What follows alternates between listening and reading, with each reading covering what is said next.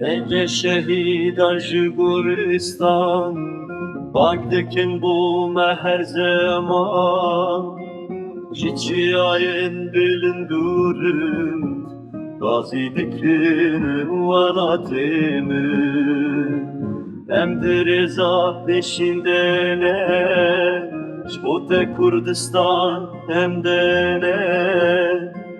Hebûna me ji te têye, jiyana te jiyana me ye.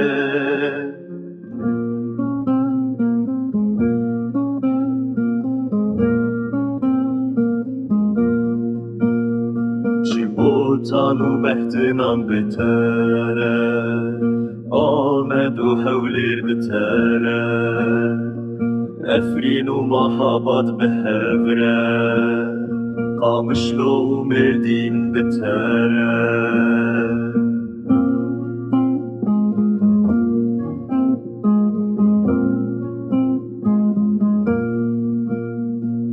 Newroz û serhildanan, bi dîroka sed salan re, bixwîna şehîdên me re, bi azadiya gel re me.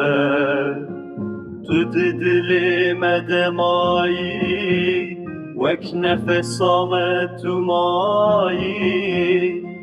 Xemgîn nebe Kurdistan, tu her tim di canê me deyî.